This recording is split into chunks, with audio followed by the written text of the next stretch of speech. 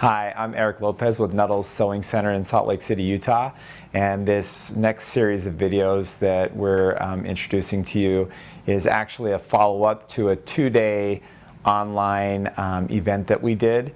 And it was involving the Luminaire by Brother and the Solaris by Babylock. And the idea was we really wanted to bring to our customers a more practical use to all these awesome features that they have. So we did a project, and in that project, this obviously isn't the finished project, but in this project we're using all the different features. We've got couching in here. We use the new pattern stop feature, the border end feature. There's the new hand quilting or sashiko type stitch in there. And again, the whole idea was to really help our customers start to put all of their awesome features to practical use. So if you're watching this series and you feel like a little bit of information has been left out, again, this was covered in 2 full days. So I would encourage you to maybe look at the possibility of enrolling in one of those 2-day events with us and really get all the benefits that our customers have been able to receive. Hope you enjoyed the video, and welcome to our home. All right, guys, so this is the video that we talked about during the Zoom class. So in that 2-day event, we went over a lot of details. So this is not going to be me giving all those same explanations of why we're doing certain things over and over. It's really just going to be me going through how we created the entire project and the steps so you guys can recreate it and hopefully get really comfortable and start to explore on your own. So that middle block, as you guys remember, when we created that in the class, you had a printout that we used, and we talked about all the different ways that you could scan. But the way that we ended up ultimately going with was using the new app. And so I want to go in and just, again, review the way that we did that. We first took a picture of the image on our phone. That's my beautiful wife, Denise.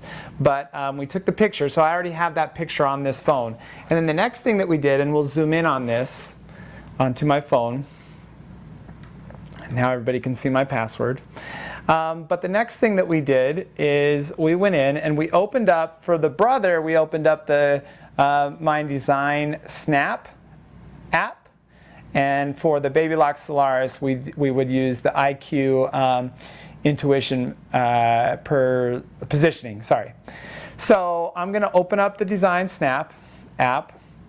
And remember, you have to be connected. So again, in class we talked about this. You have to be on the same network when you set this up. So I won't go through all of that. If you guys need help with that, again, call the store and we'll get you all taken care of. But right now it says that we're connected to the Murray Luminaire machine, so we're good to go on there.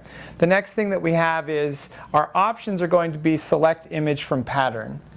So again, I've already taken the picture with my phone onto my camera. So I'm going to select image from pattern.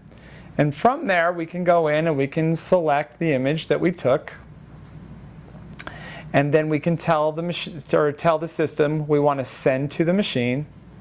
So we're going to send that over really quickly. And once it's done sending, it'll give us a little message that says sent to my design center. And so from there, we're now going to go in, and if you guys want to take a look really quick on our machine, the next thing that we did is we just went down here to my design center. If we were on the Babylock Solaris, it's going to be IQ Designer. So you're going to select that. Once we're in here, up in the top, we'll just zoom up here just for review. But up here in the top, the icon that has it looks like a leaf and filled in, that's so you can get an image. Now, when I click on that, again, we have options. So as soon as I selected that, our options, and we'll zoom in down here. The options are image scan, line design, and illustration design. We spend a lot of time in class talking about those, so we're not going to do that here on this video because we're going to just go with what we did in class to create the project. We chose to do line design, so we're going to go into line design. And then from here, the options, we could choose to scan, but again, that was with the scanning mat. Again, we covered that during the original class. We want to go in and we're going to use the Wi-Fi picture because that's how we sent the design over. Your design, whatever you sent over from your app, comes in at the very top, so you can go in and you can just select that. And once we go in and we select that icon or the image, it'll come up on here. If that's the one that you want, you would touch Set down here in the bottom corner. It's going to go through and it will bring that up. So process the image, and from here we can go in and we can, use our little arrow keys to crop the image out. So if we have something in the image that we really don't want to be a part of the project, we can crop that out. Grayscale, this is where if it's not getting enough detail, remember sometimes we don't get enough detail from the scan, you can adjust your grayscale. Or if you feel like it's pulling in too much detail, you can adjust that grayscale. So we're going to touch OK with the way that it's set right now. And if I want to zoom in, remember up in the upper left-hand corner, you have your magnifying lens. And you can touch the zoom, and then these little arrows will come up, and that'll let you kind of move around and decide what you want to work with. Okay? So that's going to be our options for just kind of zooming in. If I want to adjust my grayscale, let's say I'm missing some pieces that are normally in there. I can adjust the grayscale either to the left or the right. What I would suggest is go one direction. If you go that direction and you get the results to come out a little bit better than what it was previously, you went the right way. If you didn't, it's simple. You just go the other direction. So right now, when I did that and I went to the gray side, now we got all these little specks in there. So that means it's trying to pull too much information. And even if I look over here where this little stump is, it's just too much information. So I'm going to do what I said I would do, which is just move it up towards the right side from there. And again, we're just kind of looking around and saying, okay, do we like what we see? Does it look like it's getting too much or too little? And that's how I would operate onto there.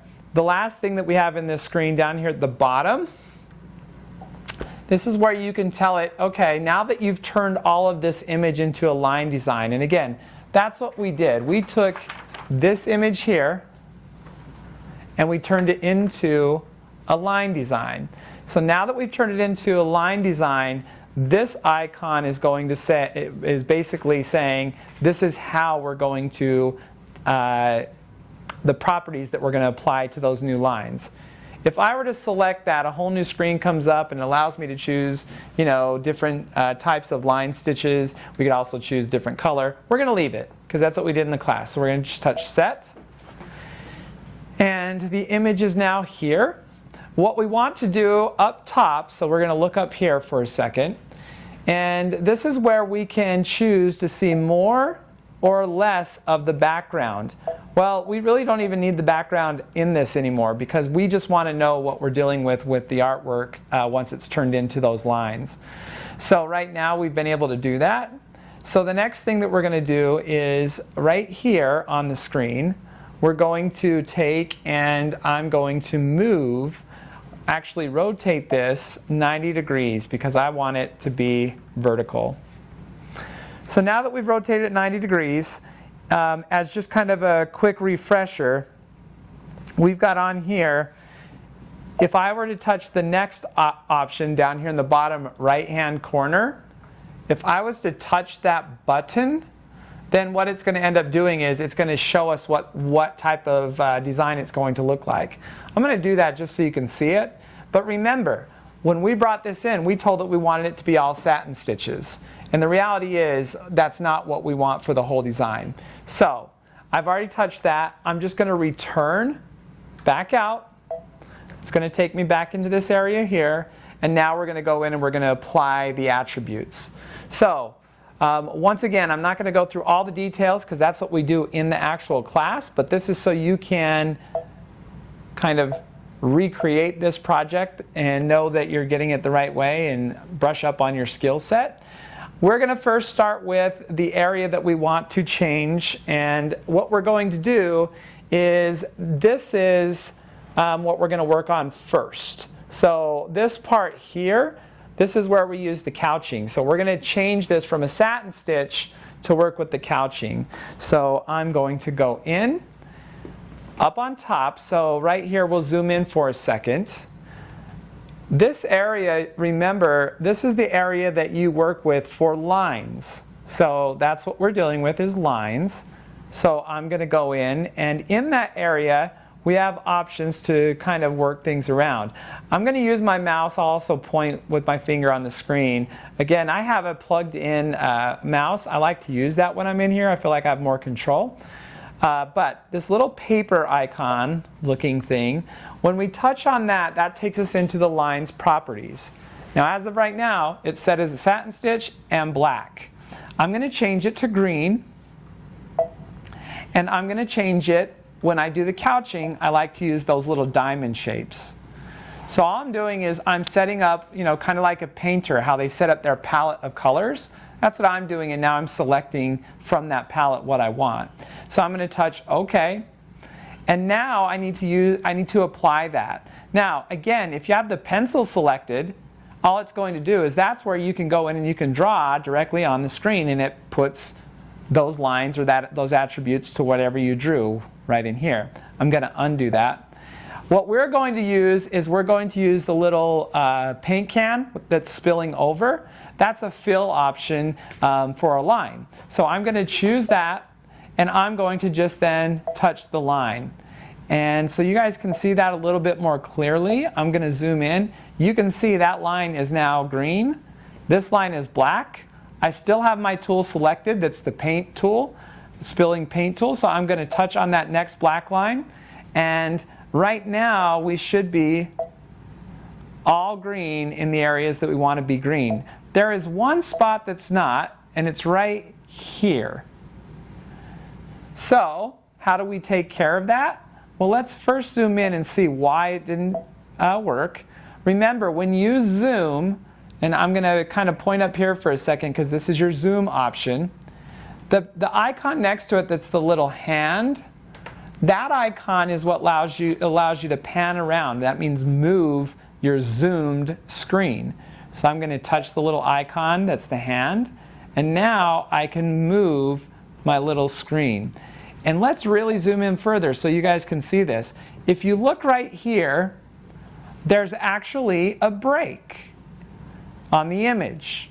And that's just based off of me adjusting, that grayscale when it came in. It's not a big deal. What I'm going to do, let's kind of zoom out so you can see this area here of the whole screen. What I'm going to do is I'm simply going to come up into the area that's the line, and you don't have to zoom in on that, but just so you guys can kind of follow me. I'm going to touch the pencil, and I'm going to just connect these. So I just came over and just drew a line right there connecting those together. The next thing I'm going to do is I'm going to go back to my paint can that's spilling over and click on the line. So now if we look into this area, everything is joined. Okay? So I feel pretty good about setting up for that first part. The next thing that I'm going to do is I'm going to, while we're zoomed in, I'm going to just kind of touch the little panning handle, and move around, and I'm looking at my lettering. And all I'm doing, you guys, is kind of looking at the lettering and saying, do I like it or do I want to make any changes? And as of right now, I kind of like what I see, but let's just make a change so you can see some things. Maybe right here with that S, maybe I want it a little bit more pronounced. I could go into my eraser, and over here on the right side, when I clicked on that, it allows me to change the nub size. The nub size, watch right here on the screen when I click on the screen.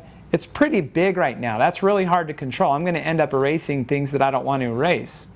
So I can make that nub size smaller, and that allows me to get in and just kind of work out the little details that I want to switch out. Now, I just made a change to this. So I erased that area, and now I need to go in and fill that back in. So the easiest way to do that I'm going to zoom out a little bit so we can kind of get an idea. I'm going to go in, and what I want to do is I want to make sure that the properties that I'm about to use to draw with match whatever it is that we're working with.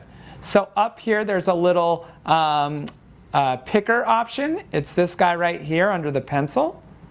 If I click on that, and then I click on whatever I want, so I'm going to click on the lettering of Merry Christmas, you'll see it'll automatically change the properties up here to match that. So now we're back to black and satin.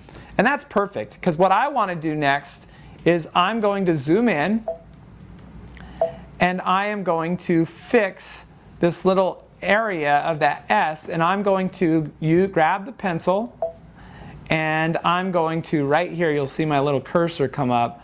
I'm just going to draw my S coming in through there. Okay?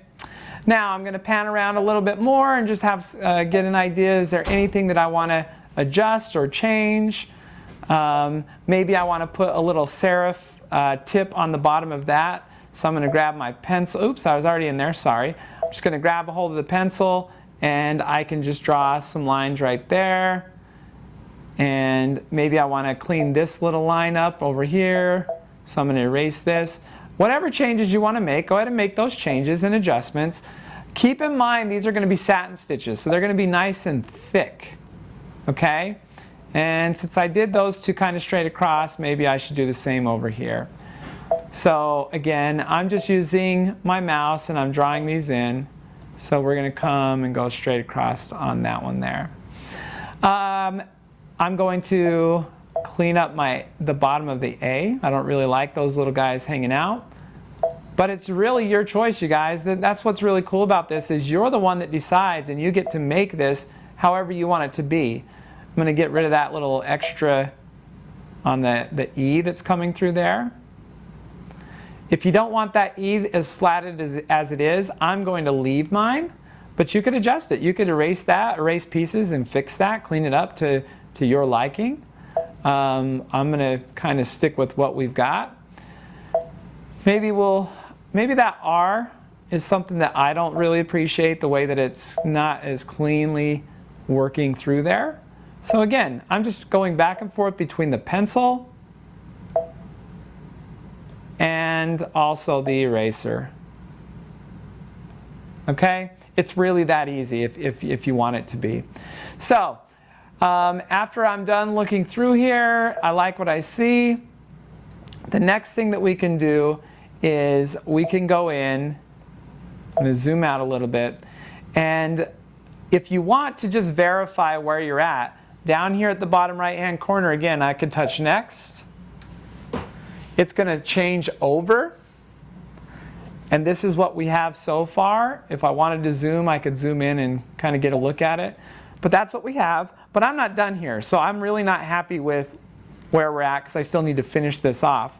And maybe I look up into here and I realize, I don't really like that dash. It doesn't really represent a circle like the top of the eye that I want. So if I want to make those changes, I just hit return. It's, again, you guys, this is really just a matter of you making decisions and going with it. Not a right or wrong. I'm just going to not make it so wide. If I wanted to, I could erase the whole thing. And there is a circle option in here, but maybe I just want to go in, I just want to make my own little circle. Okay? So what we now have that we still need to work with is down here we have the little stump on the tree. So we get to decide, do we want to make a little bit of a cleanup move on that? Do we like everything as is? I'm going to move some of those. If you make a mistake, let me zoom in on this, and I want you guys to make sure you know where this button is. Down here at the very bottom, those little arrows, that's your undo. So if you make a mistake, like I erased something I didn't want to erase, you just do an undo. So we can go back to that. So now I just want to make sure that you guys can see this whole screen for a second. And I'm going to go in and just kind of, again, clean up some of the little areas that I see in here. So I pretty much have this stump where I want it to be. So the next thing that we're going to do is we are going to fill this in. So now we're going to focus the camera over here on the side so you can see this next level. This is where you go in, and these are the properties for the region. So the region is anything that needs to be filled in. And that's what we're going to be working with. Now, some people say, but you're working with a line drawing. Well, all I did is I used the line as my option for the system to process it that way. And the reason I did that is I wanted to have controls over all of this, including the fill. And so now I can still fill this in. If I go in, you have the same little paper option that's on here. That's where you can go in and you can change your properties. So if I click on that, so now we'll kind of show you the screen up here and everything that's available. On here, I can go in and we went into big details on all of this in the class, so I'm not going to go through everything, but these are where you can choose the type of fill, and then there's decoratives and so forth. I'm just going to change my color to brown. I'm leaving it as a standard fill, and all I'm going to do is grab the little paint can that's spilling over. Again, if I grab the paint brush, it just is going to paint whatever I draw on the screen. I'm going to undo that. We're going to grab the little paint can that's spilling over, and we're going to spill it on the inside. Now, let me just give you a little bit of a tip, and again, we talked about this in class. I'm going to erase and make a hole in here. So now I have a little hole or an opening. That means that this isn't closed off on my tree stump. Well, if I go to fill that in right now, everything's going to go brown, and here's why. Think about this, you guys. This paint can, you're about to spill that paint can into, let's say you have a bucket. Well, if that bucket happens to have a hole, like I've got on here, all that paint that you just put into that bucket, it's just going to spill out everywhere the same way. So if you see that, it just means you need to really zoom in and examine the area that you're trying to work with. And right now I can see that I have a hole. So I'm going to go up and use my picker. I'm going to pick the black line around this on my outline, and I am going to draw connecting points. So it's now connected again. And at this point, I should be able to spill what I want back in there, and it's contained. So if you have a hole, you got to fill it up, right? I think there's a song of some sort about hole in my bucket. Who knows?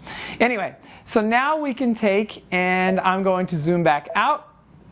We currently have everything taken care of, except for I want to add a star, and I also want to put an outline. I want the outline, there is one on here, but I want the outline around this stump down here at the bottom. I really want the outline to be a triple stitch. So I'm going to do a triple stitch, and I want it to be the same color as the stump. So I'm going to go into the properties of the line properties. I'm going to change it to brown. And I'm going to go in and we're going to choose a triple stitch.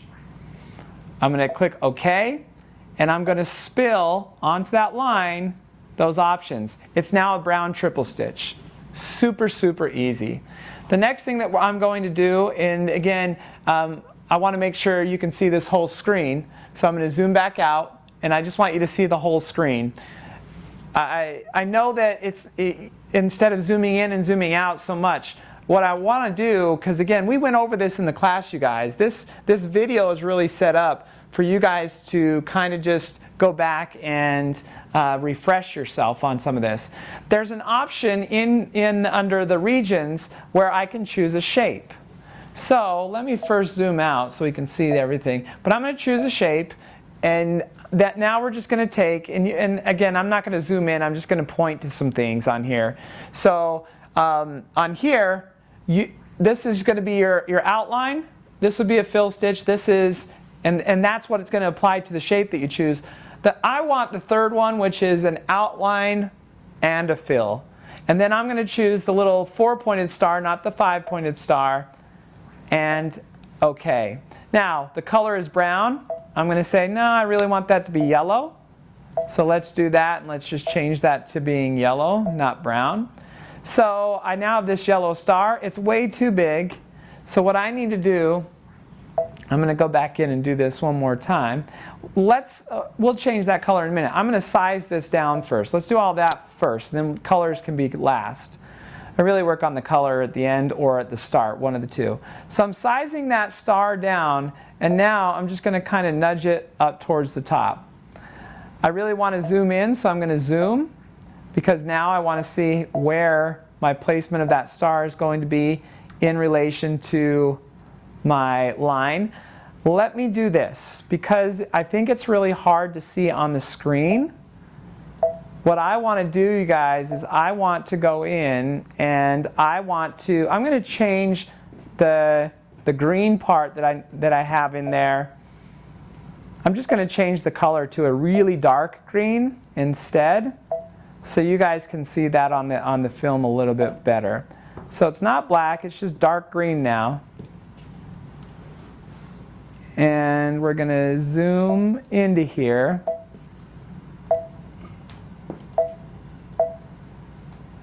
So there's my nice dark green.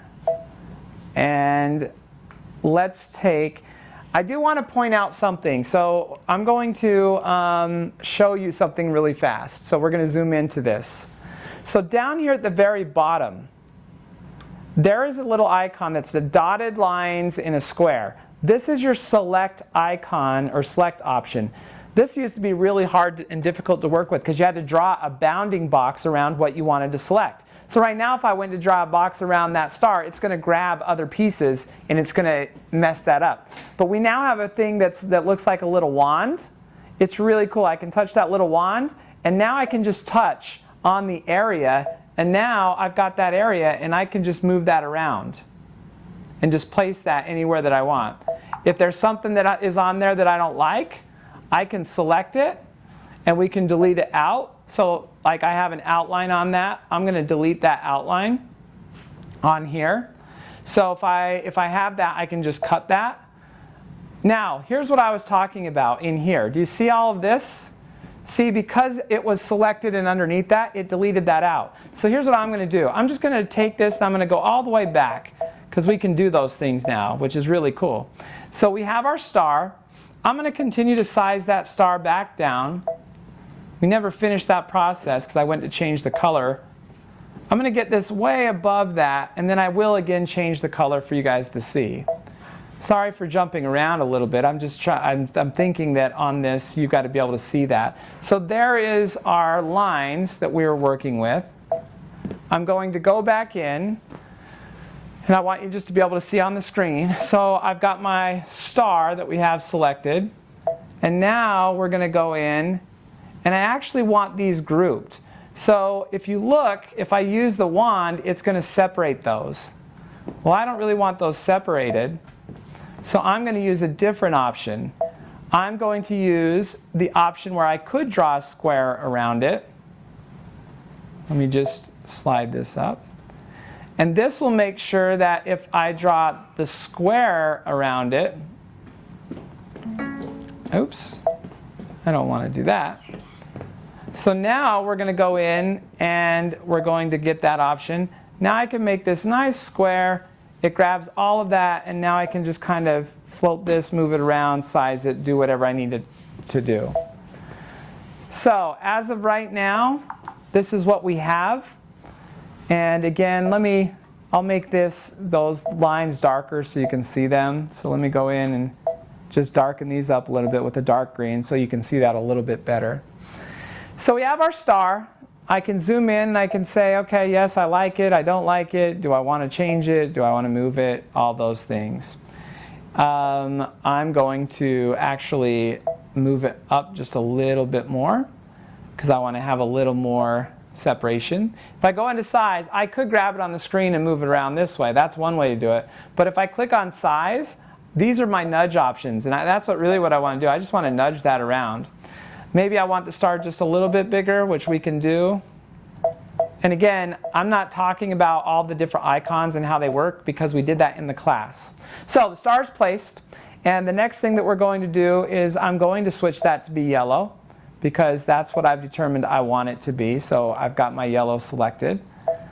And I want the outline of that star, so I'm going to go into my outline properties, to be a triple stitch, and I want them to be yellow as well.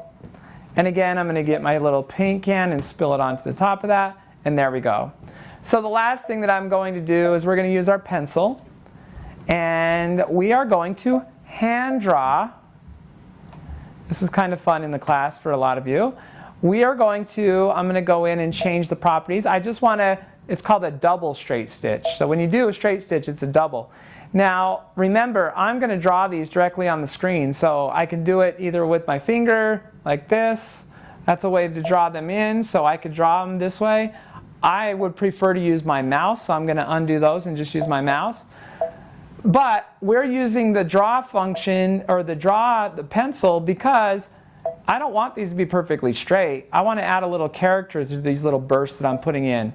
So I'm okay with them not being a perfectly straight line. If we wanted to use a perfectly straight line, we have that option in the properties, and we talked about that in the class as well. So now I've got those little guys in there, and the next thing that we're going to do is we're just going to take this, we're going to go in, and we're going to, now we've created our image. The last thing that we want to do is we want to look at it and make sure that it's what we want it to be. So we're going to go in, I'm going to select next. Once I select next, it's going to process the image with all of those attributes. That's what those are called. Those are attributes that we applied for those stitches and whatnot. So now this is what we have. This is our design. And we can go in, and there's the Merry Christmas. We can pan around, we can look at it. But there's some things that we need to do in here. So you can see I've got the star in there and the little star bursts and all of those fun things. But here's what we've got to do now, next. Next, we're going to go through and we're going to assign specific settings to the attributes that we have. So, for instance, up here at the top, here's what I'm going to do. And again, you guys have already seen this in the class, so I'm not going to zoom in on the screen. This is something that we did, and you're welcome to do it, obviously, on your machine at home. But what I'm going to do is I'm going to scroll forward, because I'm not going to change. This is a fill stitch. You can tell because all those little dots and lines in there. I'm going to move that. I like that how it is. The brown is down at the bottom, and it's highlighting it with the red box. Same thing. I like that fill stitch. The next is going to be the little things that I drew in there. But I actually want the length of those really short. So I could do those individually one by one, which is a lot of work, or I can touch, hopefully you remember this, the little chain link looking icon.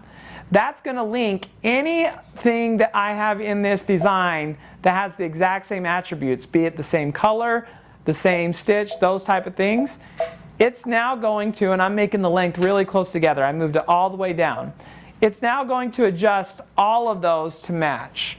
So I could do that without actually going in and making those changes, and that's what it's doing right now. So we'll let it process that. The next thing is I want to process, I'm going to go to the green. So I'm moving through the design by touching the little arrow up here, and I'm going to get to my little green chain stitches. So we're on the green chain stitch that's on here, and what we want to do with the green chain stitch, I also want to link them. I don't mind the length and the spacing being what it is. My problem is we're doing couching, and I don't want it to go over itself thickness wise 5 times. That's what it's set for. So I'm going to adjust that, and we're going to take it all the way down to 2, which is the smallest and the least amount that we can have. So now our little chain area, that's all going to go over it twice. It's processing that. And then I'm going to just keep moving through the design. So now I'm going in, and now we're to the satin stitch on Merry Christmas. I'm going to link those, again, up top. And I'm going to leave the width. Understand, you guys, it's only 0.08 of an inch, eighth of an inch on there. So at that particular size, it's not very wide, but that's what I want. If you want it wider and more bold, then you would adjust that number to be wider. What I want to do is I want to change, and I want the density to be more dense. The higher the number, the more dense your design is going to be. So I want these really nice, thin, but solid satin stitch lines. So that's what it's doing onto there. And then the last couple things that we need to do, we're just working our way through the design, is we're going to get to the outline of the stump.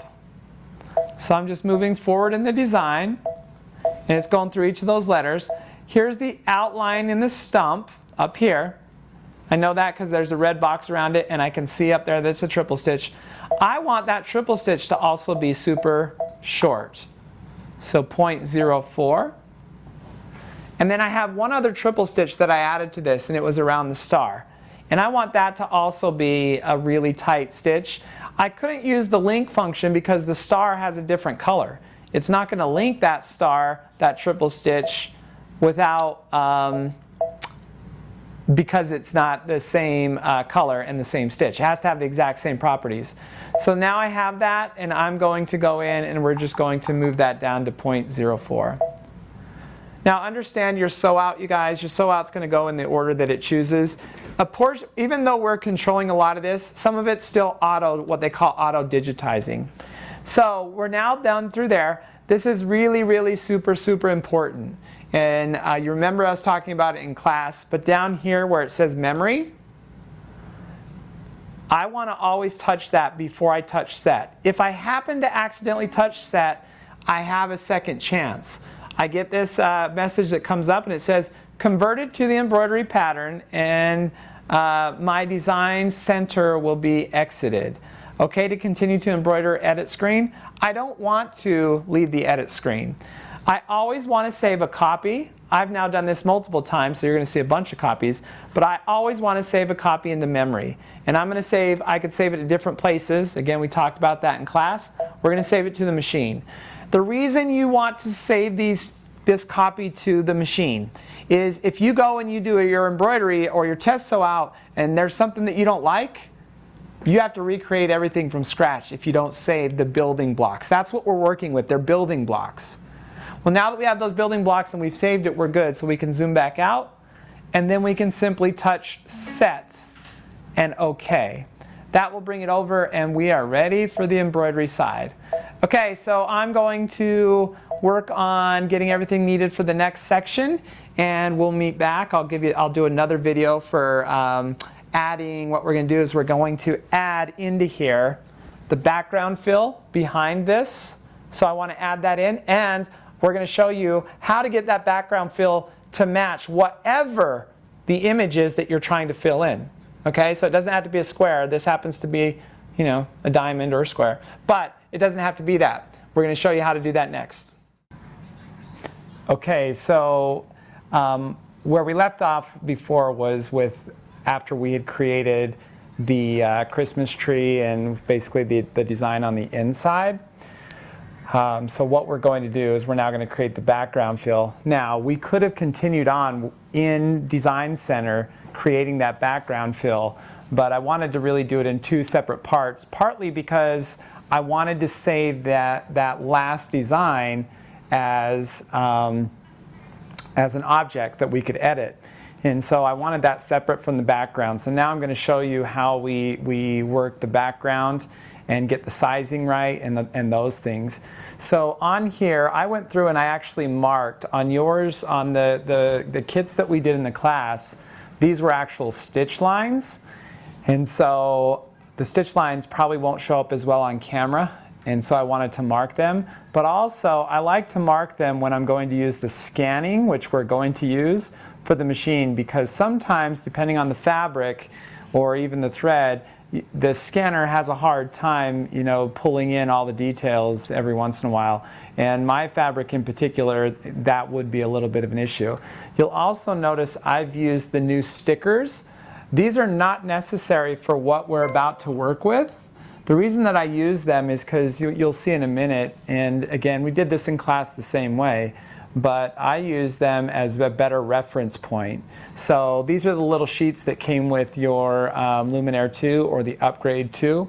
They're actually your pattern end stickers, I would say. So what we're doing is, this is the center block. I've re-hooped this, and the hoop that I'm using is the 10 and 5/8 inch by 10 and 5/8 inch.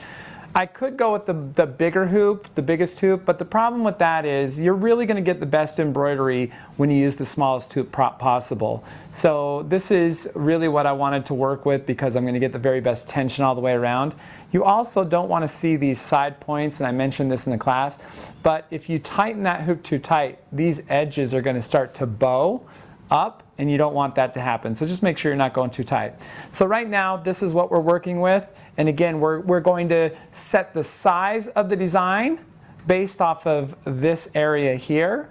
We're also going to go in and apply that background fill. So let's move on and let's get that created.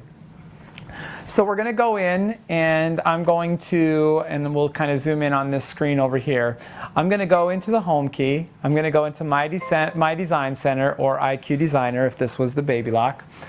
And what we're going to do this time is I actually want to, we're going to create the block shape, the exact size.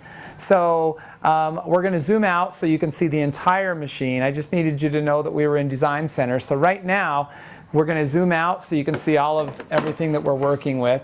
I'm going to place the hoop in here. This is with my fabric, and it's all marked, so it's ready to go. Now, again, if this were a typical quilt block, you'd probably have one color on the inside and then a different color on the outside. At that point, there's really not a need to go and mark anything because you're going to have defining lines. You're going to see boundary points. Right now, we're working with fabric that's all the same color, so that's why I went through and marked those a little bit easier. Okay, so I've got that hoop in there. We've got everything marked. Let's kind of back over here to the screen, and we're going to go through the next little things that we need to do.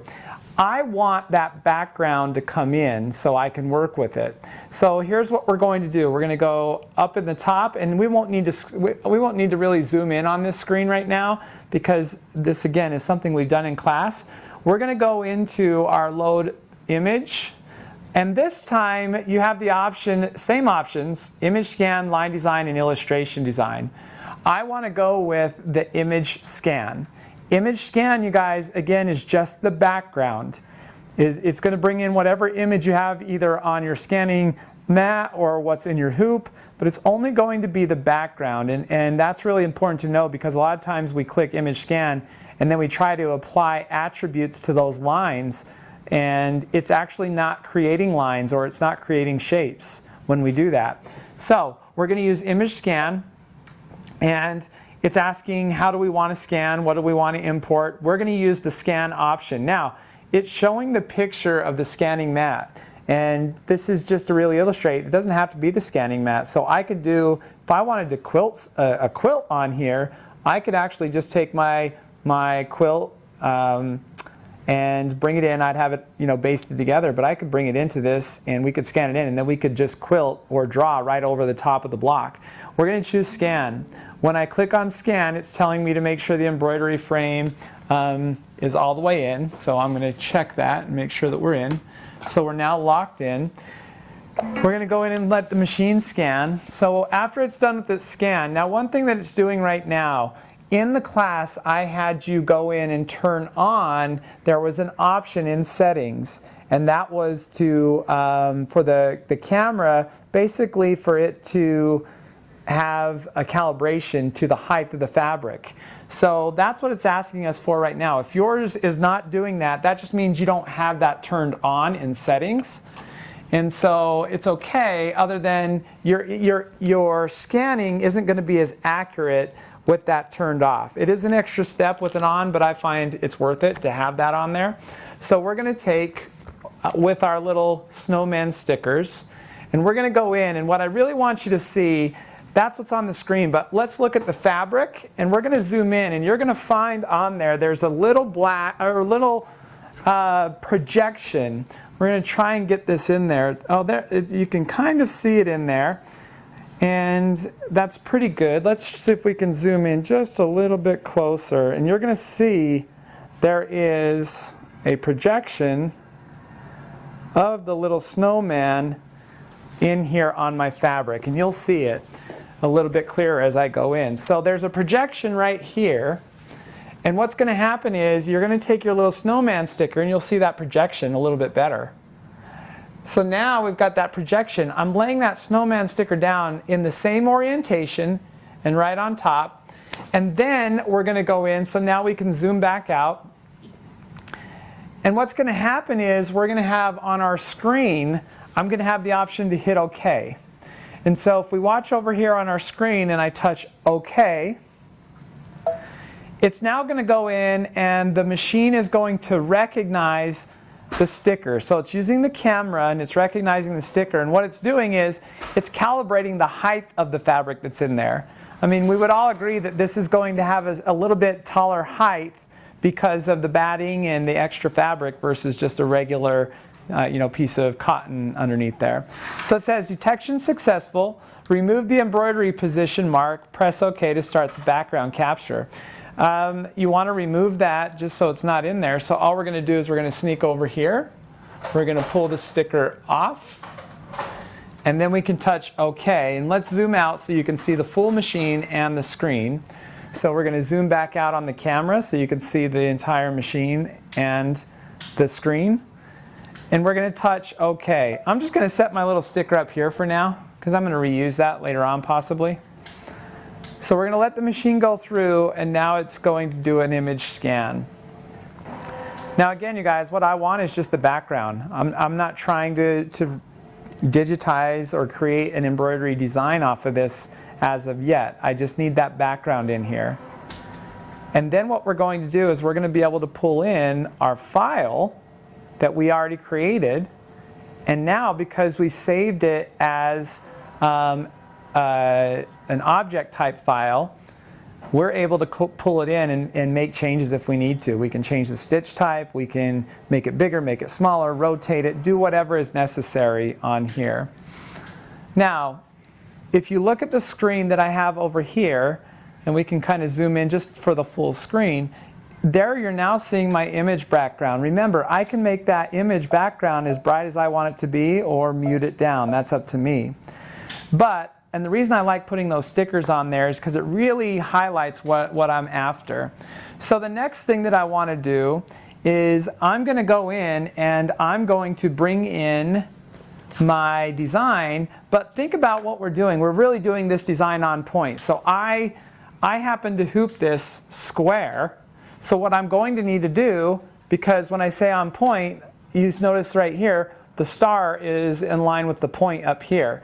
So when I bring in my design, which we're going to do, to bring in your designs that are saved, up here at the top, there's a little pocket. And that little pocket, when I click on that, that allows me to go in and it says, okay, where do you want to pull your designs from? I'm going to pull it from the machine. And I'm going to use the last one that I've created. Obviously, I've created several, but in doing the class, we're going to take the design and we're going to hit OK. That was the last design that we made. And so I'm going to mute this screen down so you guys can see it a little bit better. But here's our design on the screen. So we'll kind of zoom into this screen so you guys can see the orientation right now. And currently, this isn't really going to work really great for me because it's not on point. So right now I have the design and it's in and it's selected as a whole. I can take, and over here on the right-hand side, there's an option to rotate. I'm going to touch rotate. And now I'm just going to rotate that design until I feel like it's about where I want it to be in relation to the block. We can move it, we can do those things, but the next thing that I want to do, it's now rotated. I may want to rotate it even more. But the next thing we're going to do is we're going to touch size because I want to make this bigger. So now that we know exactly how big we need this to be, because we can now see our block, this is where I'm going to make this change. And this is why it was really important to save that file as an object type file before, instead of just as a stitch file. Because now I can make all of these changes and see I'm actually sizing it proportionally. And I'm just going to get it to where it's as big as I need it to be.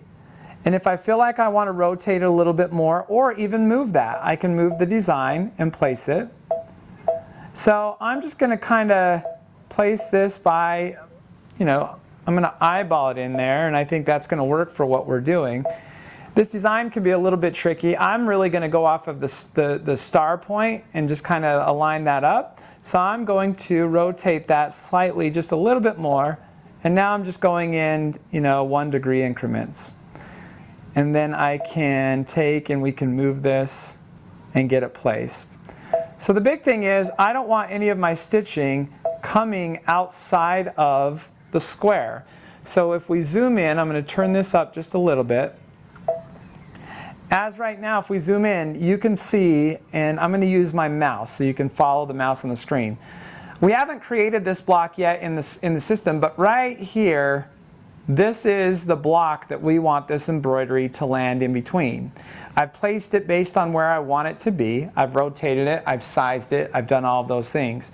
But now what I want to do is we would want to go in, and what we would actually want to do is create this little outline as a border. So, and let me show you why. If I'm going to, let's just kind of zoom out so we can see all of this screen. If I were to go in and just add a background fill by touching the little icon that looks like a paper, and then selecting in here, this is where the backgrounds would be, I can touch select. We could scroll through here and we could find the fill that we want. But if I grab the fill that I'm going to work with, and I apply it right now, we're doing 0, 3, 4. Here's what's going to happen, you guys. It's going to apply that fill, and I'll put it in white, maybe that'll show up really well on here, or black. Let's go black. When I apply that fill onto here, so I'm going to use the spill option, the little paint can spilling over, it's going to apply that fill to everything as big as the hoop that I have selected. Well, that's not going to work. And the reality is, I might not have a hoop that's the exact same size as my block. So what we need to do is we're going to have to create a boundary line that says, hey, this is the area that we want to fill. But I want to go one step further. Do I think it's necessary for this project? No, but the reason that we're doing, and the reason that it's not, is I could do a background fill and just embroider over the top. But let's say you have an applique design in here or something like that. You don't want to do the background fill, or an applique is a bad idea because you could still cover that. But if you had a point where you needed the background to kind of go in between certain areas, and that's what's new with the upgrades, you would want to be able to control that. So here's what we're going to do next. The reason that we're in here right now is I needed to know the orientation and the size. Well, we've done that, so we're good. Again, I like to keep going down. Anytime I make real changes, I like to save my changes to memory. So now I'm going to go in and I'm going to save this to memory, because if I have to make another change, I want to have those building blocks to do so. So what we're going to do is we're going to go in, we're going to save it to memory. And now we know how big it needs to be because of the scan. I'm going to save it to my machine. And now what I'm going to do is we're going to actually take you back into your embroidery section. So we're going to go into, I went to the home and I'm going to embroidery. And I'm going to go to the pocket, because the pocket is where we have saved designs. Actually, sorry, we're going to back you up. We didn't ever convert that design over to stitches. So I need to do that. So let's go back into my design center. And this is the beauty of making sure that you save your designs. I can go back into the pocket. You'll notice there's now a design up here that's rotated. And we know that it's sized because that's what we did. Again, saving those is super important. So I'm going to open that up. And here's what I want to do. I want to process this through and turn it into embroidery. So as I go through, I'm going to touch next. I really don't need to change any of the properties. Why? Because we already did all of that. And even though we sized it and rotated it, it maintained those properties and automatically applied those. So all we're doing is we're taking our image that we just adjusted, rotated, made bigger, and we're going to turn them into stitches. So we're going to touch set. It's saying, is it okay to convert? Yes, because we've already saved it. And now it brings it over and we're into the embroidery section. So that's how we're going to get this over into the embroidery section. I would leave it where it is. I wouldn't really move it. There's not a need to right now because it's already perfectly set. And that's important. We don't want to start moving this around because we have it set to fit into our block perfectly. So with that said, the next thing that we're going to do is I'm going to go in and we are going to go into the edit option. Now, in class we talked about other options and different things that you can work in, but this is how we created the design. Down here there's a little flower, that icon, at the very bottom on the right-hand side, I'm going to select that. And again, I'm not going to go into all the details that are in here because that's what we did in the class. But what we are going to do is we're going to, well, I guess we will go over the details for you. It's saying, do you want to, let me explain this one more time, even though we did it in class. This is your offset line. What we're trying to do, you guys, is we're creating a boundary that when we add that background fill into, we don't want it to quilt into any of this here. So it's saying, how far of a distance do you want? If I really bump up that distance, you can see on the screen, as I hold that in, it's going to create a boundary further and further away from the screen. Okay? Not from the screen, sorry, from the design. So we're deciding how close, when we add that background quilting, how close do we actually want it to come in into the design? So I don't actually want to change that. I was just showing you how to do that. Also, it's saying, do you want to do inside or not? If I turn that on, that means it's saying, do you want to quilt inside? Normally, it's just going to create that big outer boundary. But it's saying, do you want to quilt inside open spaces? So for instance, on the inside of that S, if we want to quilt on the inside of that, I'm going to adjust the distance.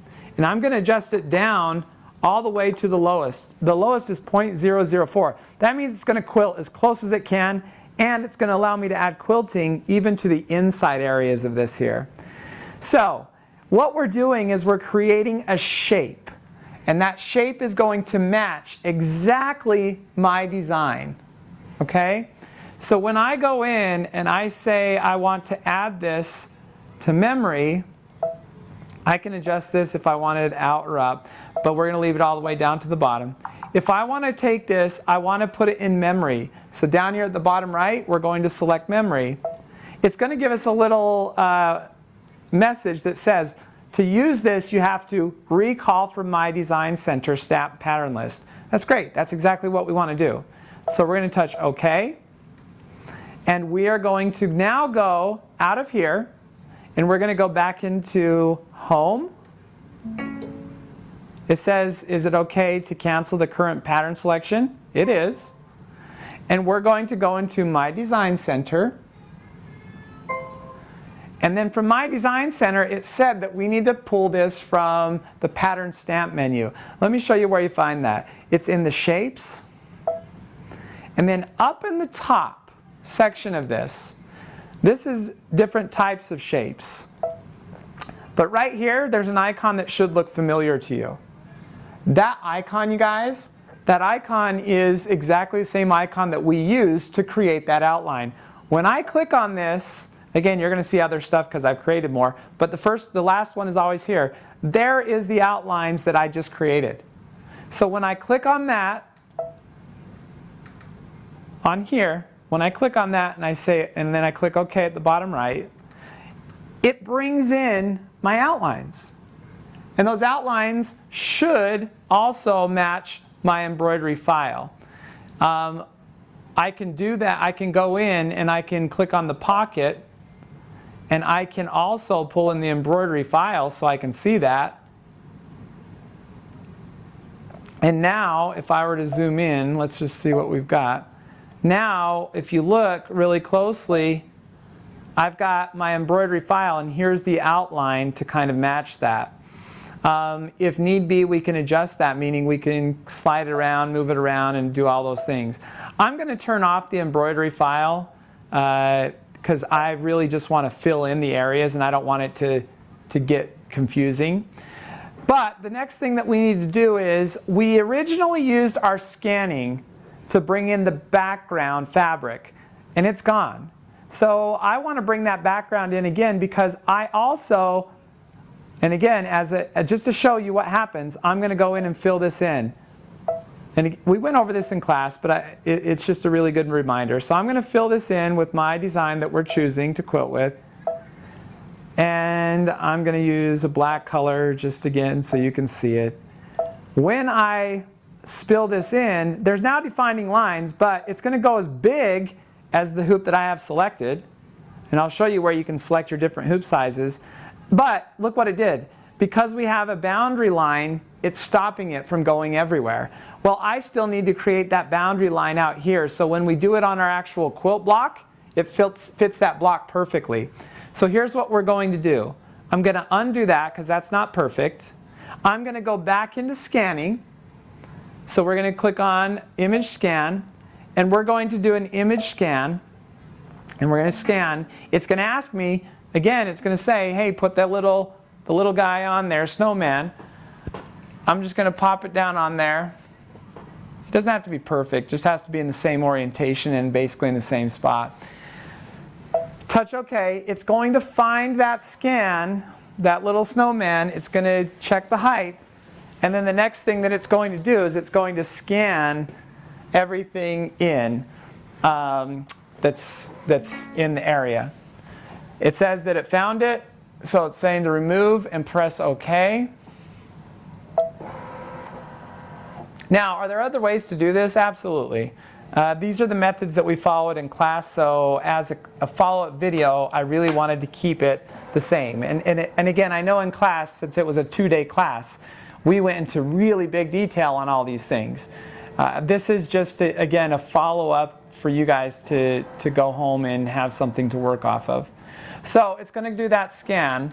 And then the next thing that we're going to do is we're going to create the border line. Now, I don't want it to actually stitch that border line, but I need it on there. And I'm going to show you, we talked about this earlier in the video, how you can choose for object to be on the screen, but not an actual stitch. So here's the image. I'll brighten it up so you can see it. So here's the image, the background image. My other image is behind there, but because I made that so bright, I can't really see it in there. And I'm going to use my mouse to create this. So again, I have a wired mouse. That's why the arrow's moving on there. I find that easier for me to work with. And here's what I'm going to create. I'm going to create these lines. So I'm going to go into my outline section. We're going to change it. And we're going to do it as a no-sew, because I really don't want to sew these lines necessarily. We can turn them off later. I'm gonna leave it on a straight stitch so you guys can see it, at least on the screen. So I'm gonna leave it on there and then I'll turn it off so it doesn't sew it later. But when I hit OK, here's what I'm going to do. I'm now going to move my mouse. Oh, one more thing. I'm gonna go back into there. I don't want to be on the pencil. The pencil means I have to free-form draw it. Well, I'm not gonna do a very good job of, I'll show you, free-form drawing with the pencil a perfectly straight line on this edge. So if I try to go in and just draw that edge, it's not going to work out very well for me. So here's what we're going to do, and I'm going to lighten up the image just a little bit so we can see both. This is why I like the stickers, because the stickers, even though I have a really light image, I can see those stickers on there still very well. But again, if I was trying to free form draw this, I'm not very straight drawing that line. So we're going to change that from the pencil, and we're going to change that to our line. And when I go into the line, let me kind of go through and show you a couple things. One option is I went to the little zigzag, and the zigzag is really what we're going to work with, because see what it's doing? It's creating, every time I do a left click, it's creating a point. And then I could close that off and I can make my design. I'm going to undo that and get rid of this.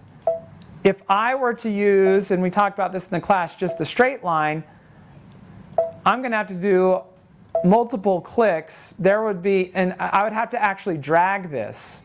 So I'm doing a drag with my mouse or with my finger. I would have to drag the line. Okay? Well, we have 4 points and we want it to be perfectly straight in a line with the image. So I'm going to go back in. We're going to change that to this guy here. A little zigzag looking thing. And all we're going to do is we're going to do a point right in the center of each of these dots. So I'm going to go in. There's 1 point. I'm going to come down here. I'm going to do another point. I'm going to come over. We're going to do another point. And you can see it. It's starting to make it. There's a little ghost line that's forming in here because this is a close curve tool when we use this. That means it's going to automatically close to this other side. So when I bring it over here and I click, it's done. So now if we were to zoom in, and you guys can do this on your screen, you'll see me. When I zoom in and if I want to pan around, you'll see there's my line right here. And it's following, and I'm just going to look up to my points. And it's pretty darn accurate. It's following right down the chalk line that I put on there. So we're creating that image. I'm a little bit high down here, which I can scoot that down or make it a little bit bigger, because that's one thing that we can do. So right now it looks pretty darn close, pretty accurate, and again, nice straight lines. So now once we have that image, and I'm just a little bit high, I think, again, I'm zoomed in at 400%. I wouldn't make any changes personally to this, but if you wanted to, you could. The reason I wouldn't make any changes, meaning if I wanted to, I could go in and we could say, okay, let's go into our reshape down here and let's click on the line. And once we have our line selected, we could go in and we could size it. We could make it bigger or smaller. We could move it like up and down. But the reason it's not a big deal, if you're close, you're not going to be magnified. When this is actually embroidered out, you're not going to be using a magnifier that's 400%. So your naked eye isn't going to see that small little difference. So we're set. This is now an outline. So now watch what happens, you guys. Because I have a border inside here now, I can even turn off the background image so you can see it better. Because I have my border that's in there and it follows exactly the shape on my frame. One thing I didn't explain before, I didn't worry about framing everything perfect in the hoop. It didn't need to be perfectly straight. And the reason why is I knew that I was going to be drawing the actual shape the way that it is in the hoop when we got to this part. So I wouldn't fuss with trying to hoop it perfectly. Your drawing is going to make it perfect. So we now have this set on here, and here's what we're going to do.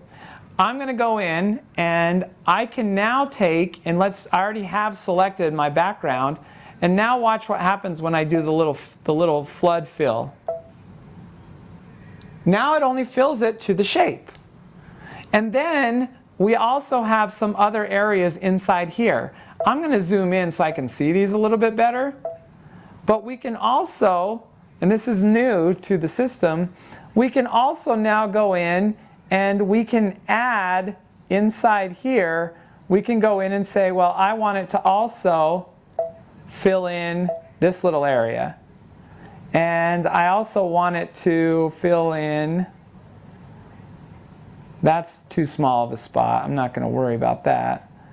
But we do have the big, like the big C that's coming around here. So I want it to fill, we're going to get back on our fill. I want it to fill in around these little spots. Because again, it can. If you click on something that's a bad idea, look, it eliminated all of that. Just do an undo. Because that's not what we're trying to do. I'm trying just to fill in areas behind the design.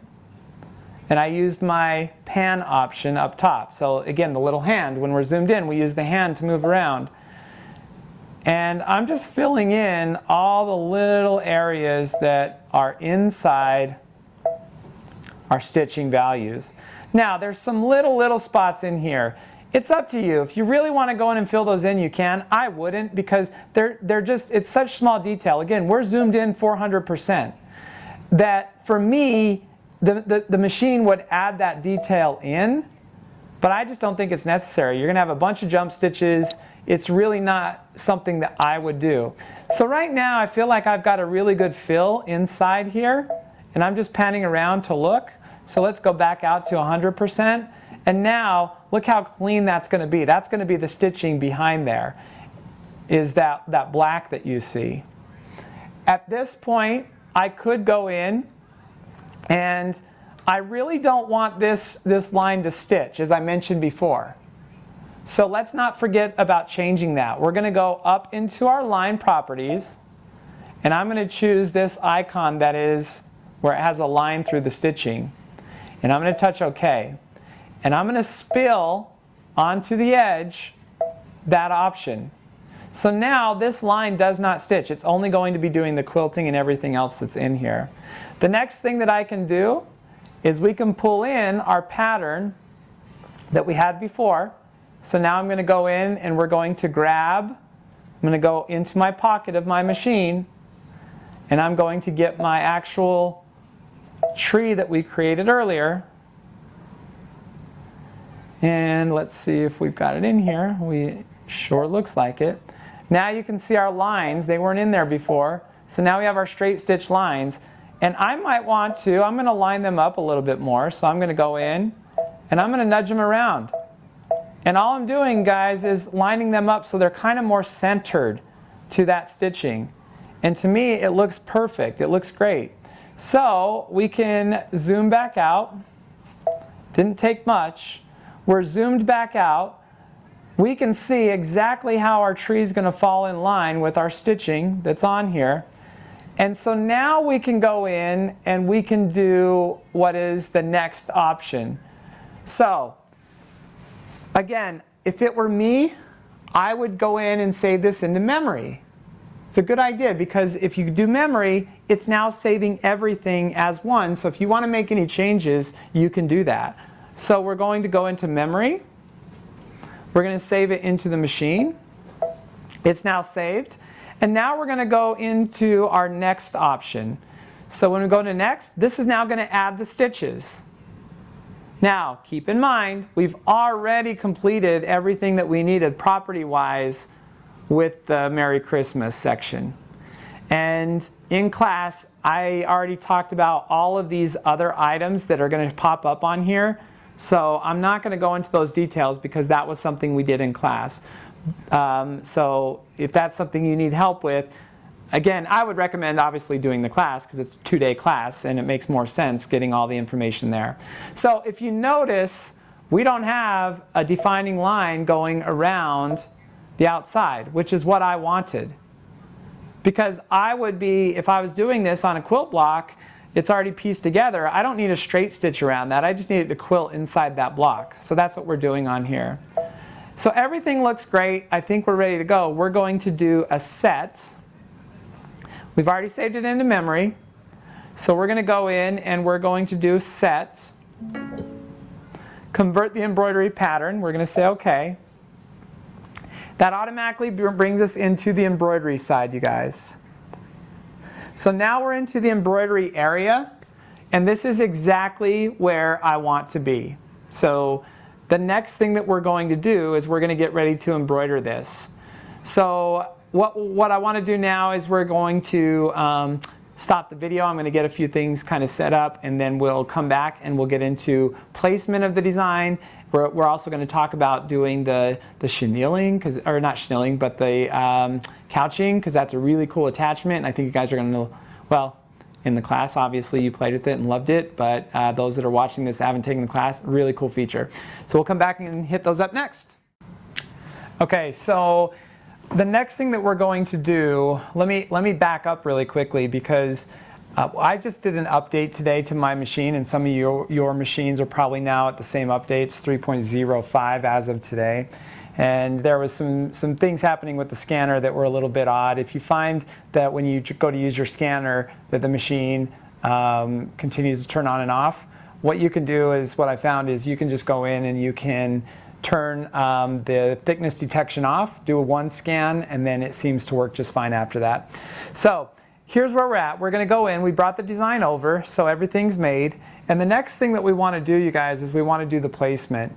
And so you really shouldn't have to move this very, very much, if at all, because we haven't changed anything, meaning we've been building this design all based off of us selecting everything in Design Center, meaning us creating the square or the block and everything else.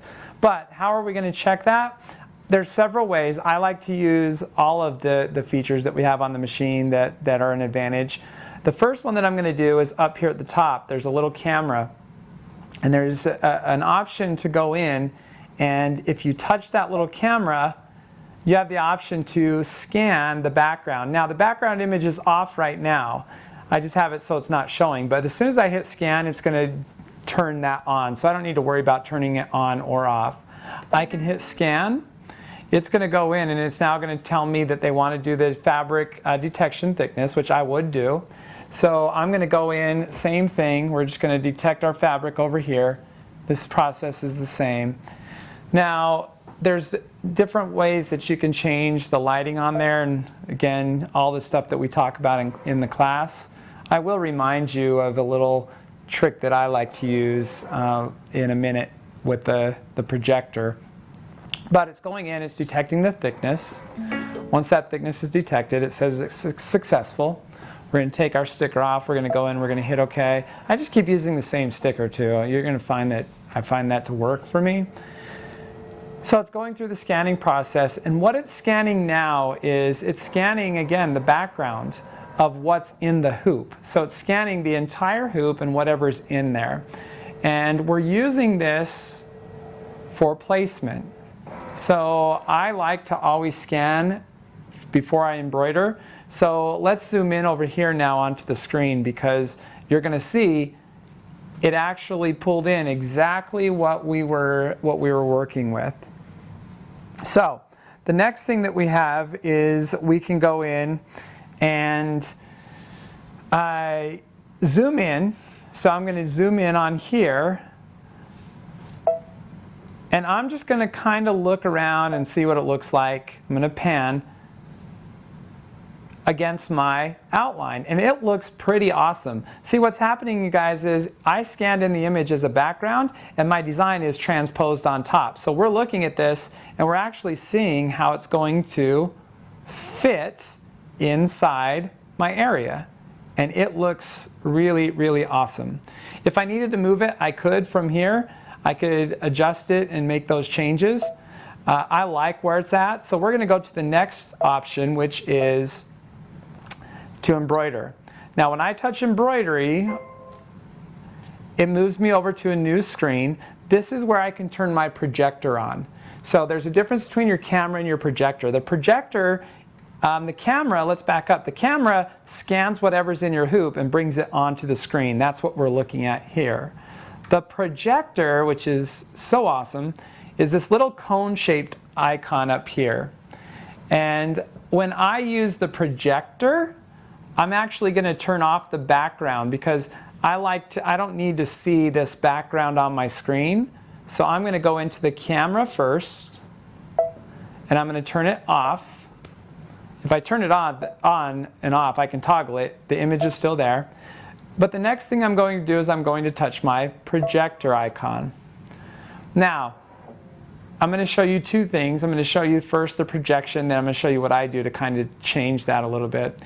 If we look on the machine, and I'm going to kind of go into here and show you a couple things. So if we zoom in, and we're going to hope that we can see this good with the camera, that's projecting what our stitches are going to look like on our fabric. Pretty awesome. You have a 3x5 inch area that it can project. And so when we look over here, you're going to see there's a little 3x5 inch square on our screen. So that 3x5 inch square that's on your screen, that's what it's going to project. Now, we can take that little 3x5 inch square and we can move it. And when we move it, on here, it's also going to change to that same spot that you just moved it to onto your fabric. So this is our projection now onto our fabric. Now, it's not bad, it's pretty good. I like where it's at. Let me do this. I'm going to move my camera up higher so you can see a better view. So we'll see if we can get you into there just for a moment. A little high, but okay. Now we're going to, there we go. So that's the projection. And it's not bad. There is an option, you guys, on your screen of your machine down here in the bottom right-hand corner. Those little squares that you see on here, these you can adjust to change the background. So if I touch, for instance, the black one, I'm going to move it over here so you can see what happens. If I touch the black one that's on there, it's going to say that I have a dark fabric background. When I do that, that's the kind of projection that I get. It doesn't look so great. And why? Because if I had a black background, as I selected, anything that's black, which I have stitches that are black, they're not going to project. They're not going to show because it's saying, hey, I'm projecting them onto a black background. There's no way for you to really see that. So if you're not getting the projection that you want, one thing you can do is you can play with these little marks that are down here. Now, I'm going to show you something that I found to work really well for me that's a little bit different. And we'll leave this kind of up high for a moment. I like to go into my settings screen, because if you think about a projector, the issue that you have with the projector is light interferes with light, and that's what a projector is. If I have a projector and it's a moving projector and it's projecting onto a screen, I need the lights off for it to really be seen. Otherwise, the lights are going to diffuse it and it's not going to show very well. So I like to go into my settings, and I like to scroll over to page, let's see, 4. And once we're on to page 4, there is an option in here, you guys, to go in and turn, it's the second one down, it says light. So what I'm going to do is I'm going to select the light, and then I'm going to change it from 5 all the way to off. So what you're going to see is, if you look at our fabric now, we don't have a light shining over our fabric. And so when I say OK on my screen, and I run my projection now, it's going to take it a minute. Look how much more vibrant that is. It's super bright, and maybe it's hard to see on camera. We'll find out. But it really brightens that up. So I'm going to take this, and we're going to just kind of zoom in, and look how vibrant that is. And all I'm going to do is move on my sewing machine screen that little 3 by 5 inch square. I'm just going to move it around, and I'm going to tell you what I'm doing on my screen, but you're going to see what happens on the fabric. All I'm doing is, on my screen, I'm moving that 3 by 5 to different areas of the design, and I'm just watching to see if it's aligning on my fabric where I want it to be. And so far, it's just perfect. It's right on. And again, you're going to find it to be like that when you're the one creating the shape, because we didn't move this from the shape that we created. So this is what I do prior to embroidering everything out. I do a scan first, make any changes that I need to change, and then I would move it if I found that I needed to move it. So that's kind of the first part of this. And then what we're going to do, I'm going to drop this down so it's not so high, because it's a little hard for my camera guy to run this, and it's also a little bit tall. My camera guy, you guys will meet him a little bit later on. It's my 9-year-old son Joe, and he's doing an awesome job on here. So the next thing that we have to do, that we're going to do, is if you want to turn your lights back on, you can turn them back on at this point. I mean, I don't like to really sew with them super dark, but I do like to have that really bright projection on my fabric. It really shows a little bit better for me. So now we're back in. So the next thing that we're going to do is, we've got placement perfect. All we're going to do is we're going to follow through with what it shows on the screen. Now, the first color is black, and then it goes through different color sequences, and we're probably going to jump ahead, because whenever you auto-digitize, which is what we did, when we used Design Center, it's a form of auto-digitizing. That means the computer's generating a lot of the work, and you're generating some of the ideas into it. But when it auto-generates, it doesn't allow you to go in and reset these to where you maybe want the yellows with the yellows and the browns with the browns. So you just kind of have to know that's part of the deal. So what I'm going to do is I'm going to fast forward to different colors when I do this. So we're going to do the black first.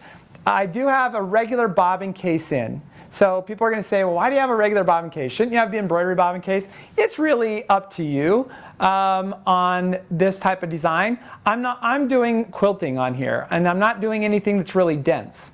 And because I'm not doing anything that's super dense and it is quilting, I'm going to treat it as if I was quilting a quilt. And I wouldn't put in a different bobbin case necessarily to quilt a quilt. So I'm going to use my standard bobbin case for this, and black thread in the bobbin because the black is the background of my fabric is black, so I'm just going to use black on the bobbin on here. And so we're going to go in, and the next thing we're going to do, we'll zoom out so you can see the screen and you can see the fabric. But we're going to go in and I'm going to get my black thread. You know, people ask what thread do you like. I love Floriani thread. I like to use also the Isacord. Those are my two favorites. I just have really great success with those. The needle that I usually use for most embroidery is a size 75 or an 80. You're going to want the presser foot up when you're threading. So that's what I like to use. I'm going to try and stay out of the way of the camera so you guys can just see the threading. I'm sure you've got that down at this point. And so on the side, I have a tool already in the machine, and that tool is what we're going to use for couching. So when I tried to bring it over on the cutter, it was just catching on the couching tool. So I'm just going to move over here, clip that off, and then we're going to go in and we're going to thread the machine up.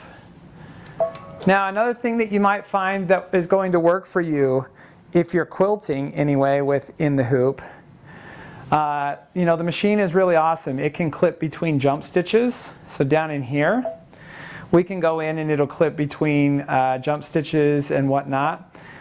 I am actually going to turn off the clip between jump stitches because when I'm quilting, I would prefer to go back and maybe clip those out because then it doesn't leave a bunch of knots all over on the back.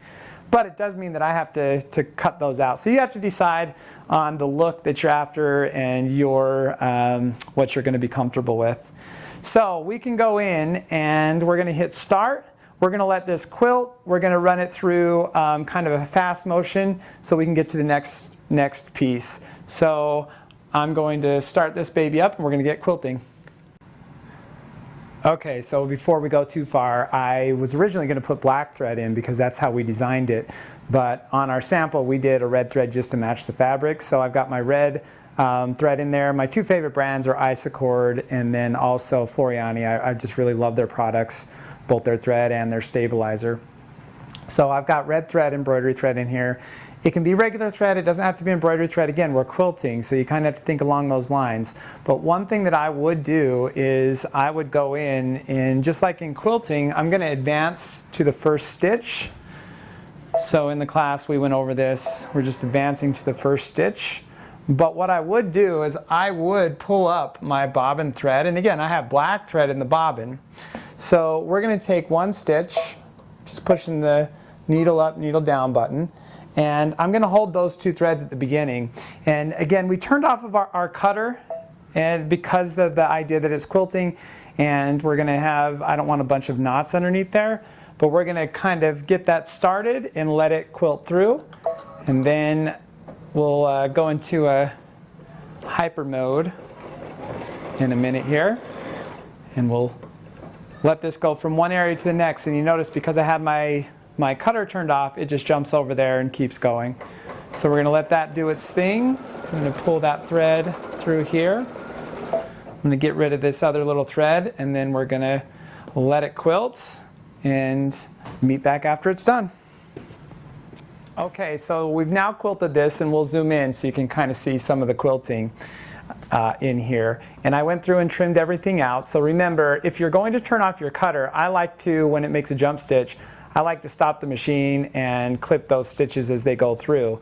That's really up to you. If you don't want to, take that time to do that, it just means you're going to have some maybe knots on the back from where the stitch ties in. Either way, you're going to have to clean it up just a little bit. So it's really up to you if you want to have that cutter turned on or off. We're going to go ahead and zoom out.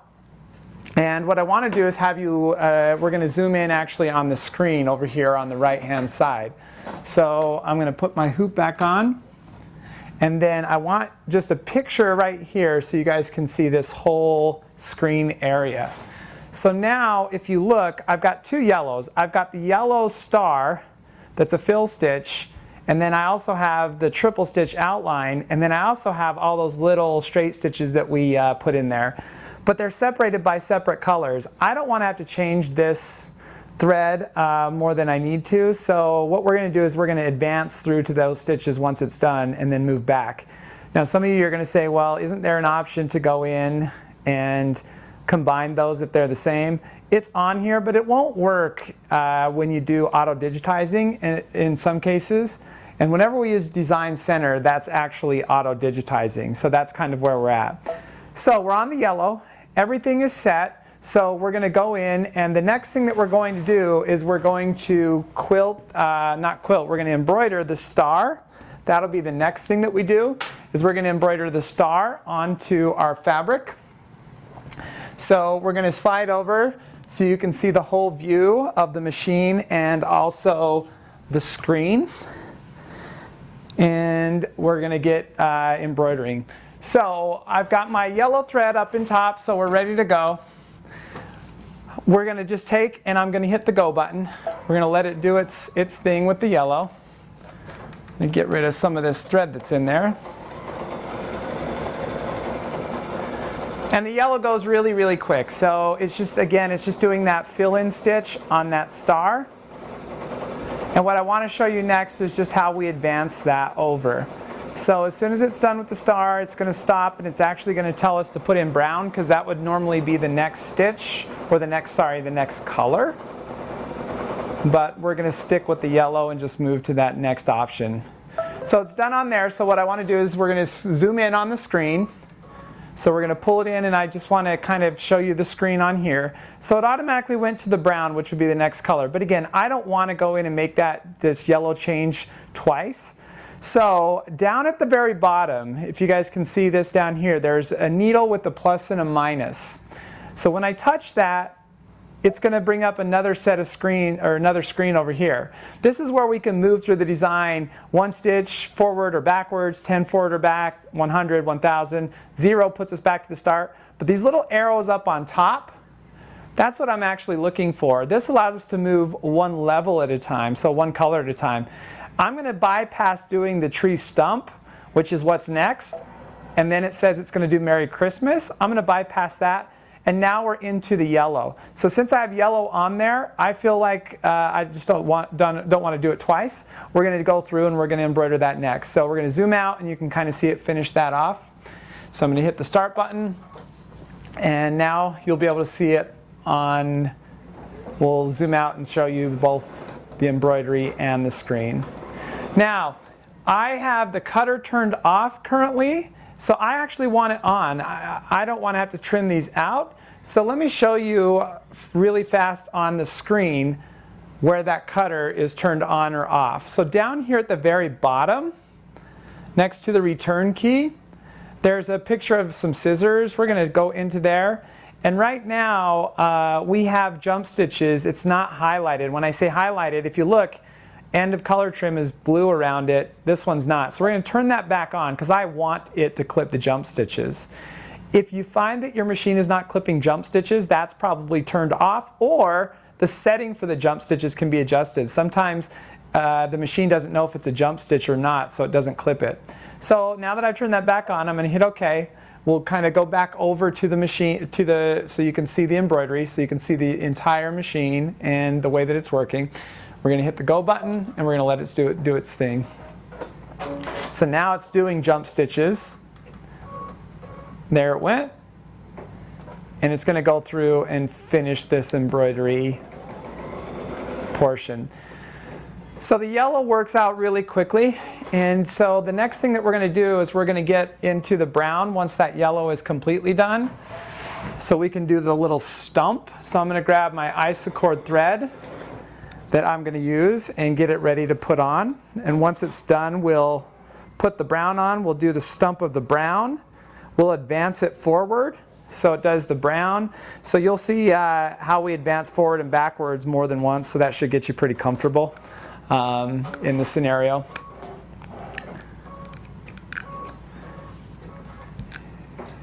And we're almost finished. So, once this little guy is done,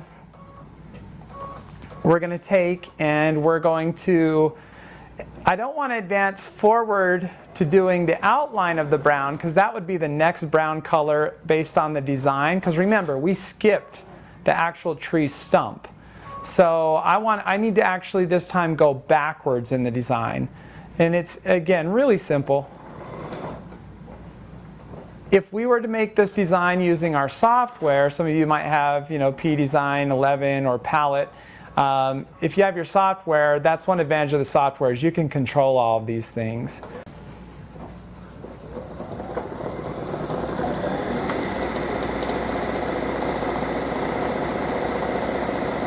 So we're almost done with the triple stitch. It's just making its way back around. Okay, so now we've got to stop on here. So the next thing that we're going to do is over here on the right side. So we're going to zoom back in onto the screen. And right now it's moved towards the green area, which is for us to do the couching. But again, that's not what we're going to do. So we're going to go into the little plus minus down at the bottom, needle. And we are going to back up. So I'm going backwards now, the up key. There's my little stump. So what I'm going to do is I'm going to embroider the stump out, then I'm going to go forward in the design and do the outline of the design, and then I'll meet you back to do the couching next. Okay, so the star and the stump's down here, those are finished off. So we're now ready to do the couching. So I've moved back in my design to the green area for the couching. This is what came in your couching attachment if you purchased that upgrade for your Luminaire. It was in upgrade 1. And so on the couching attachment, you guys, there's two pieces for the guides. There's a guide for embroidery and a guide for sewing. We're going to use the sewing guide later because we're going to do couching with as a sewing technique, but we're going to do the embroidery couching first. So this also is the couching guide, or sorry, the couching foot to go with the sewing side, and you use that with your digital dual feed or your move it foot, depending on the company. They call it two different things. So the two items that we're going to use for embroidery, you're going to have an embroidery couching foot and you're going to have an embroidery guide for couching. So let me bring you onto our screen over here on the right, and I want to show you something that will be very helpful. Up top, we have a little icon that has kind of a question mark and a little movie around it, like a movie strip. Well, that's where your manual is and also your videos. So if I go into here and I touch that, for instance, I have options now. I have the PDF manual, the operations guide, sewing guide, pattern explanation, videos, app guide, all of those things. Well, I want to go into the PDF manual because I want you to see how this works. So where it says PDF manual, I'm going to select that, and now what it's saying is, do you want to go into the sewing or the embroidery? I'm just going to click on couching, so it doesn't really matter which one I'm in per se. Well, let's go into embroidery. Once we're in embroidery, now we have options. There's down at the bottom it says there's 214 pages. That's what it's telling us down here. But what I want you to find is up top, and up top it says search. Well, we can go into search. And this is what I like because you can search a PDF. So I can go in and I'm typing in couch. So when I do that, it'll automatically search the PDF and it's going to find anything that says couching or couch anyway. If I want to zoom in, I can hit my zoom option up there, or I can just go in and we can zoom in like this. So your couching, you guys, it says on here, embroidery couch patterns, page 145. Anyway, what I was going to say, you can also up here arrow through. So you can just hit the arrow over and it will keep searching and it'll move to the next area that says couching, couching. And these all have instructions on couching. And eventually we're going to go and we'd get to a page where it says your couching, how to put on your couching guide and so forth. So that's all in here. You can review that, and we're in the class we went through all of this, so I'm just giving you a refresher. So I'm going to put my couching guide on the left side and get the foot on there, and then I'll meet you back because there is an adjustment that we're going to make for the foot. I've got the couching attachment. It just slides on here. There's a little square piece, hole opening on there that just hooks on. There's a guide here and a guide here for the yarn. Then I also have the foot on there. There's an adjustment that we're going to need to make, you guys, that's really, really important when we do couching with the embroidery. So we're going to slide the camera over and see if we can get you a good view of what that is. But underneath, there is going to be a screw and an adjustment that has to happen. And this tells you this in the manual. Oh yeah, we're going to get in there nice and tight. So the ideal spot is for that needle to be just on the left side. It's going to be to the left side of that in that hole, but not hitting the foot. And so how that works is you're going to take and you're going to put the presser foot or the needle down, and then there's actually a screw right here. That screw, if I rotate it, it's going to adjust this foot left and right. So if your needle is too far to the right, it may not catch the yarn that we're putting in there. If it's too far to the left, the yarn might be thicker, so you can move it a little bit to the right. But we really need it all the way to the left, but not hitting the foot. So that's the adjustment that we just made. And so we're perfect and ready to go. I'm going to grab the yarn. We're going to get this threaded up, and then we're going to go to the couching. I opened up the video on the machine that shows you how to put the foot and everything on. It's something that you can reference. I've already gone through and done that on the machine, so I'll just kind of let this go through. There isn't any voiceovers on the videos, and that's because, well, the machines are sold worldwide. They'd have to dub this over in so many different languages. So what they're doing right now is they're putting on the attachment, the foot that it comes with. They're talking about, or illustrating, not talking, but illustrating that you want that needle to come down just on that left side, as I explained before. And so they're going to show how to make that adjustment. And as this goes through, I've already done all of these things and I've already set it up. You can see the needle was too far to the right. Now the foot is sliding over based off of them rotating that screw. And so they're just getting that needle all the way over to the left. And then they're going to put the attachment on and get it all set up. I like to take, and the yarn that we're using that you guys used in the class, it was something really simple. I mean, I just went and got something that I thought would be a good color for the project, but it's a medium size for just yarn.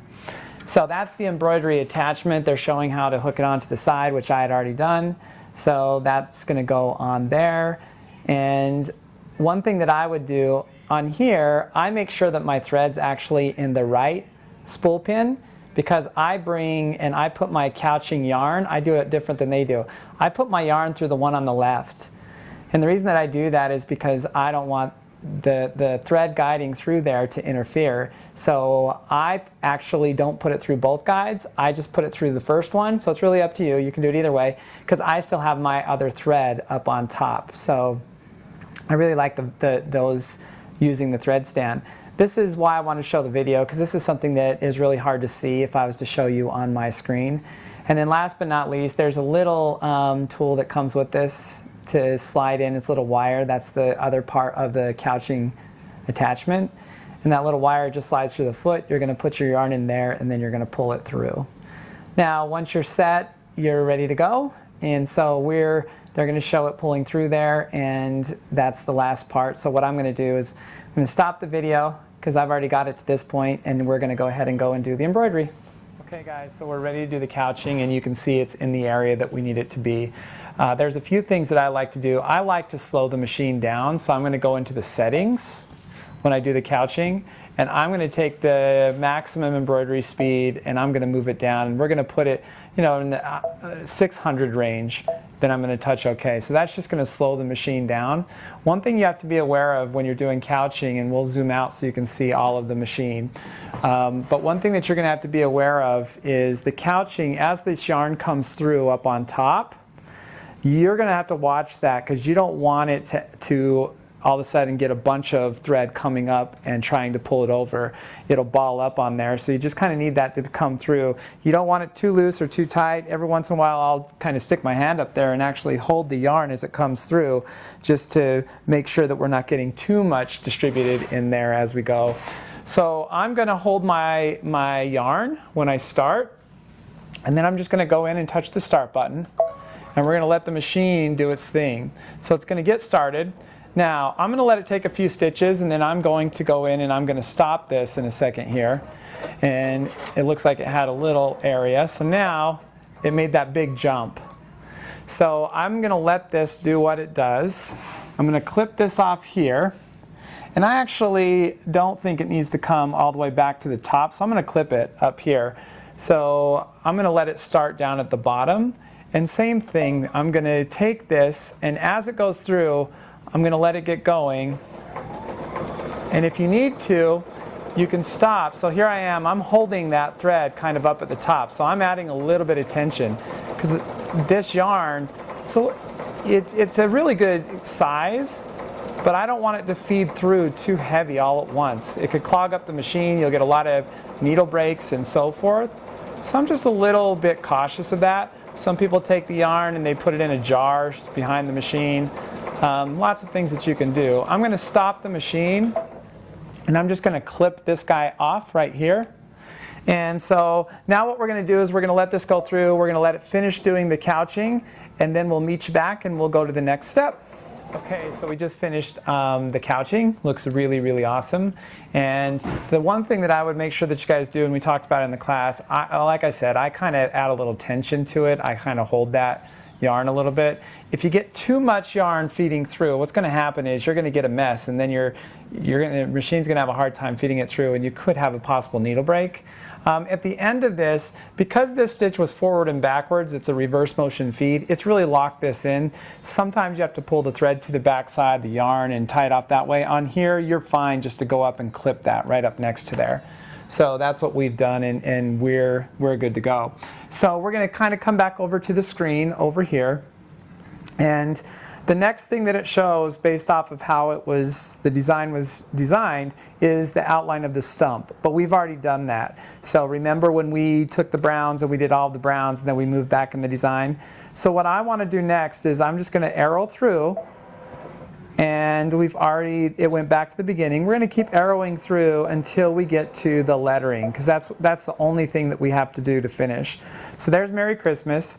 Next, I'm going to go in, I'm going to take the couching attachment off, I'm going to get everything squared back to normal, put in my white thread, and then we're going to embroider out Merry Christmas, and the embroidery portion of this will be completed. Okay, so I took the couching attachment off and I put in my white thread. So we're about to do Merry Christmas. That's going to finish off the embroidery portion of the block. So I'm going to get the machine going. We're going to finish off the embroidery portion, and that will be part one, is the embroidery, and then we'll have a second part getting into the sewing side. So everything's set. I'm ready to go. I'm just going to go over. We're going to hit our go button over here.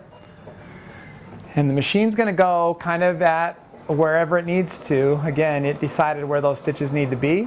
So we're going to let it go through. It's going to finish that off, and we will meet back for part two.